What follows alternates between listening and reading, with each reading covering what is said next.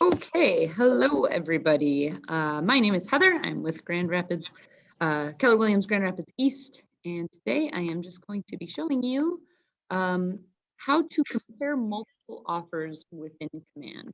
If you have a listing and you want things to show, maybe you get 5-10 offers and you want to have them just in a convenient format to show to your seller, this is how you would do that.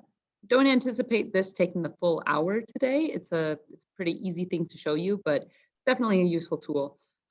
Those of you who are here with me live right now, feel free to just jump in and unmute yourself whenever, just to ask questions. I am totally fine with that. Or, if I'm missing something or whatever, feel free to jump in.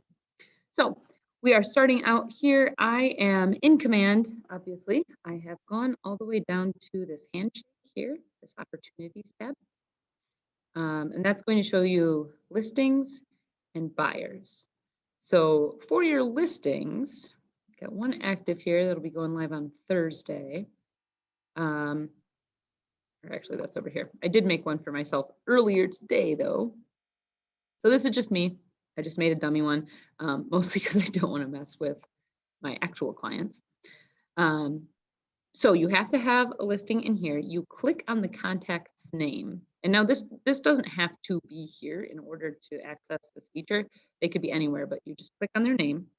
And that's going to bring you to this screen, which gives you a bunch of different options here. You've got details, seller profile, documents, offers, and commissions is what we want. And that probably will not have a number next to it unless you've messed around with this. Mine does, just because I was playing around with it earlier and I added a couple. I'm going to go ahead and delete those though, just because I want to show you how it actually works, how it will look. So offers and commissions, I've got 0 currently because I haven't put any in. So it says there are no offers for this deal, but if I click add new offer, I have to name it something, right? So what I might do is maybe the buyer's last name, there's going to be multiple buyers, or maybe you want to sort it like, I don't know, cash offer 10 over asking, FHA offer at asking, or something like that if you wanted to. I would just as soon put in the actual names. They'll see them on the purchase agreement anyway, so it's not like it's going to matter. So I'll just pick a last name out of my head here. Let's go. That earlier. I feel like that was a teacher I had in grade school. Anyway, so this is our Moritz offer, right? I'm going to call it that. I can edit it here if I want to. The offer date is today and the proposed close date. So probably not 3 days from now. Let's say July 16th. Next, I go to parties. It's just going to have me fill out information here. Anything with a red asterisk, you do need to fill out. Anything else you don't, but it will yell at you if you leave these fields blank. So as we said, the buyer's last name is going to be Moritz. I don't know, we'll call him Jeff. Jeff Moritz. Moritz. I don't know how to say that. And then the seller, it says Heather Huber in here. This is my personal email. So I'm pretending like, let's call me something else. Let's call me Hannah. Just so we don't get confused between listing agent and seller. We'll say Hannah is my name. And this is my personal email. I'm going to keep that in there so that I can show you something later. Phone number, and then I can put Jeff's information in here. The buyer, do I want to? No, probably not. I don't know why the seller would have any need for that information, so I'm going to purposely leave that out. But I do want to check he's pre-approved. And then representation. So this is where listing agent, so you yourself would put in the information here. It does autofill, so I didn't enter this already. It was just already there. It pulled it from my information. If you want different information, you can feel free to change that, but you don't have to. And then the associate's name. I don't know. Let's do Lucas Howard. I know, click on him. So let's say Lucas is bringing the buyer. I have the seller. The seller's name is Hannah.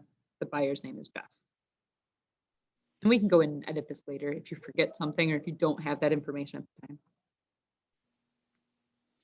So terms. So now it's going to ask what percentage is cash and what percentage is finance. Or that's how it would look on the purchase agreement, right? This is just as a dollar amount. So unfortunately, you can't put, 20% of 250 or whatever it is. So that's a little bit of a bummer, but you can figure it out. Just use a calculator. Let's say I am using an imaginary property right now. So let's just say this buyer is putting down $10,000. And I don't know, let's say it's a $200,000 home. So that would be 5%, right? So we'll do 190. Yeah, 200. Okay. For their EMD, for the earnest money, you put in a percentage here, which again, 1% is pretty common. If they put in 2,500 and you're not good with numbers, you might have to figure that out. Right? You might have to kind of mess around with that to figure out what it is. So let's say they put that down. Option fee, termination option. If they have either of those in the contract, you would enter them there. Any seller costs, so if they're covering closing costs or anything like that, you would put it in there. Let's just say they're not. So I'm going to go to agent analysis. And now here's where you kind of get to give your 2 cents. So pros of this is it's a clean offer. Maybe they waived inspections. That's where you put this. And then cons, it is, let's say this was an FHA loan. So, right, they can't waive inspection. So let's say it's conventional. That's not always a con, but I think the next one I'm going to enter here, we'll just pretend it's cash. Summary, solid offer, could be better. Okay, so now I clicked save, and this is an offer that I have here. And the nice thing about this too is you can put, so it's July 1st is when I entered this. You can put, let's say you're doing an offer deadline, which is pretty common in this market. Maybe you enter one on July 1st and you enter one on July 2nd and on July 3rd, and then offers aren't due until the 4th. That's a bad day, let's say the 5th. They're not going to see any of this unless you share it with them. So once you do share it with them, then they'd have it all in a nice little email and a nice little spreadsheet. But obviously, if you're holding offers, you're not allowed to show it to them until that date. So it's just a nice way to stay organized, I think. So anyway, this guy Jeff, I guess, is the buyer, and I'm making Lucas Howard the agent. Buyer pre-approved, check. Offer, it's just this whole thing. It's just basically a summary, right? And we're still reviewing. We haven't accepted it and we haven't rejected it. If I click here, I have a couple more options. So I can add a negotiation. I'll show you what that does in a minute. It just, maybe I counter offered, and it will show you what the current offer on the table is then, and then what a previous offer was. So this will become the previous offer or the previous negotiation. You can edit the offer. Like I said, you can come back in. If you didn't add an analysis previously, you could click that and add it. And then you can send it to the client, or you can remove it. Maybe they gave you an expiration date of tomorrow, even though you're not reviewing them until Monday, and they found a different home. They're not, I don't know. You can remove it if you want. If I click accept, that's going to change that to accepted. This is now open. At the North office, I'm not sure if you are submitting your transactions to your office through Command yet. But down here, we are not yet. Once we move over to that, this will have more relevance to us. For right now, it doesn't. And then I can, so I've got it as accepted, as I said. Change response. Change response will clear out any dates. Okay. So then it just goes back here. I reject it. It says rejected. And again, it can change the response. So it's not permanent. Nothing's really set in stone there, which is also kind of nice, because if you accidentally hit that, that could be bad, right? So if I add a negotiation here, I'll call this counter 1. And And I'm gonna want to keep most of this the same probably, right? Or maybe I'm like, nope, I would like a quicker close. We'll say July 14th. Obviously, this is a fictitious thing if I'm making it July 14th and it's a conventional loan that wouldn't go through that quickly. But so now we can see, okay, now it says July 14th. And then the previous negotiation was previously they had said the 16th. So this is what's currently on the table, and then you can see just what was previously offered. Honestly, if I had a seller and I was like, hey, here are your options, I'm probably not going to take the time to go into Command and do all the negotiations in here. It just seems kind of superfluous. So I probably wouldn't use that. I don't use that. But the option's there if you need it. Next thing is add new offer. So we said, Moritz, let's call this next person.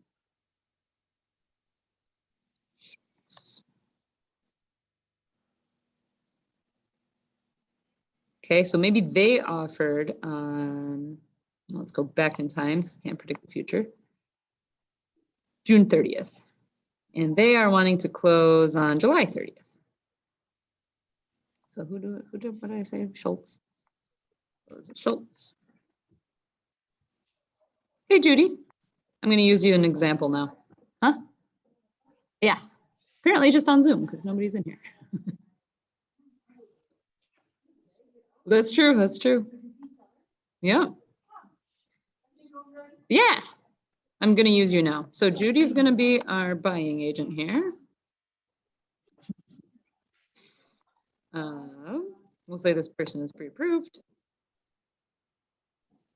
So again, let's pretend my name is Hannah. Fake me is Hannah. Client me is Hannah. So the seller is Hannah. The buyer is this Schultz person. Associate. So the buying agent is Judy. Selling agent is me. That all looks good. Again, you can put in more information if you want to.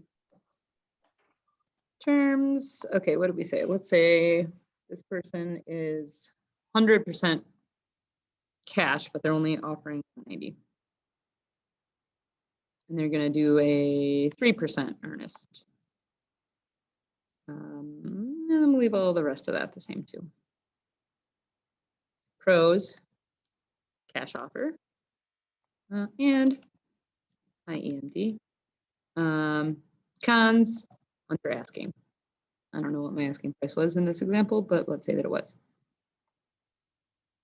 So now you can see I've got both of these and it does backdate them. So the one that I just entered that I said was June 30th, we've got right here. And then we've got July 1st, that earlier one that I had done there. July 1st, this Moritz one still has previous negotiations because I put in that counter. And then this one does not because I haven't done anything yet. So I can keep adding offers. I'm not sure if there is a maximum. I had that question a couple of days ago. I don't know if there is. I haven't entered enough for it to be like, nope, sorry, you're cut off. Let's just add one more for fun. So we'll call this Smith, just the easiest name in the world. And just for the sake of time, I'm gonna not do a whole lot with this one. Smith, just make up somebody's name. I don't know, they're 300. Really want this house.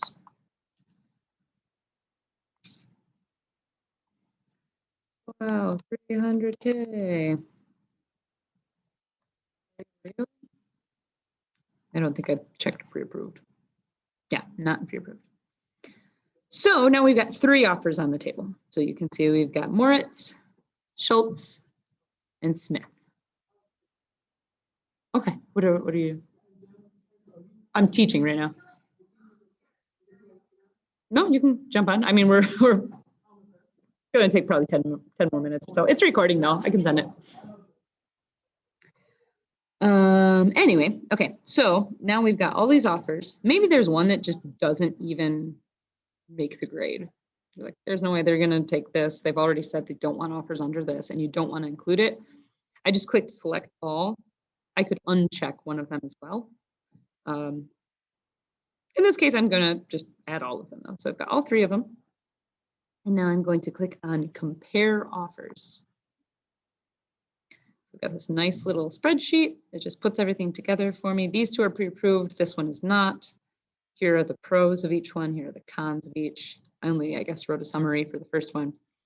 And then it kind of highlights that sales price as well. So you can tell, wow, Smith is really over asking. That's awesome.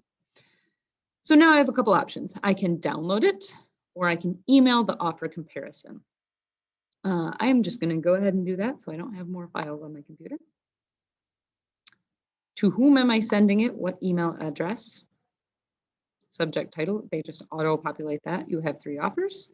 Email message, great news, you have 3 offers. You can change that. So happy for you. You know, whatever it is that you want to say. And then this little eyeball up here in the corner is going to show you what the email is actually going to look like. So when I send this is my personal email, it automatically puts in this little header and they fill that from your marketing profile. If you don't have that filled out, that's not going to look so great. So talk to me about that. Feel free to reach out. Hi, so let's say this was Hannah, right? I didn't change my name on the actual contact card. But great news, you have 3 offers. So happy for you. So that's what I just wrote right here. And then they get this compare offers will open up a spreadsheet for them, the spreadsheet that I had previously shown you. And then it just gives them a little summary of each one here. By your side at every step, Heather, and then some more information about me, download my app, yada, yada, yada. It's a nice looking email. So I like the way that that looks. And I'm going to send a copy to my email so that I know that it's sent as well. So I'll click send offer, sending email, your email was sent successfully. So now I have 2 tabs open here, both my personal email and my work email. So I'm gonna go to my personal one first. And it doesn't pop up here. For me, with this email account, it pops up over here under promotions. Oh, you know what? I did this earlier when I had 2 offers and it clicked on, or it popped into promotions, but I wonder if Gmail is just smart enough to know that I went in here and opened it, because now it popped up here. So that's good. But I would just let your seller know, hey, I just emailed you your offers, check your spam if you didn't get it. So this is that same email I was just telling you about. Looks just like it did when I clicked on that little icon. Great news, you have 3 offers, so happy for you. And then here's the offers. That looks good. And if they click compare offers, that opens up a new tab for them. And then here we go. So we've got our own little spreadsheet here. And that's more or less exactly what I saw on command. It may have put them in a different order. I don't know why it would have done that. I don't know that it necessarily matters. So then they can look up here at the sales price. You know, I would also say too, maybe in your summary, because this doesn't include things like, I guess it doesn't include seller concessions, but maybe like whether or not they waive inspections in each one. If the EMD is non-refundable, you might want to put things like that in there just so they're aware. But yeah, I mean, that's pretty much the long and short of it. And then it just saves everything in here until you delete it. If I accept one of these, okay, now that one is accepted. And now I no longer have the option to accept these because I have one that is accepted. Yeah, and that's about it. What questions do we have from the peanut gallery?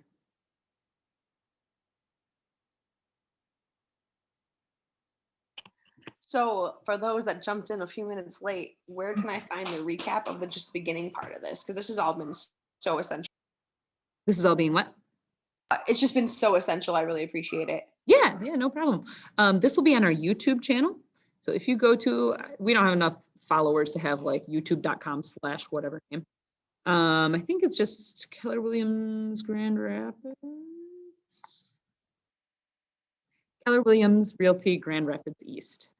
And I'm sure if you just search Keller Williams Grand Rapids, you can find that. I'll just go ahead and drop this in the chat right now as well, just so that you have that. Yeah. Any other questions? Yeah, Heather, do you put all of your trainings out on YouTube? Yes. Typically? Yep. Okay. Yeah, any of these. So if you go ahead and if you were to go, well, I can just show you. Actually, I'll show you right now. There's a whole bunch of them. Usually I upload them the same day, or if I'm too busy, then the next day. 'Cause sometimes the actual upload can take a little bit. But yeah, you can see here, I have quite a few of them. They're under this tech tip category. Nice. Yeah, we've got quite a few of them up there. So I definitely recommend that as a resource. Excellent. And you also mentioned earlier, just if you have a question in command, we can email you. Is that right? I mean, for simple questions that we're getting stuck on, you're okay with that? Yeah, I'm just going to put my contact information in the chat right here. Good.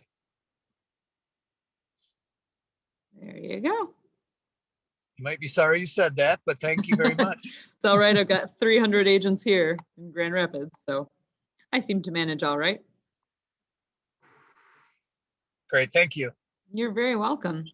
Any more questions before I stop the recording here? All right. Have a great day.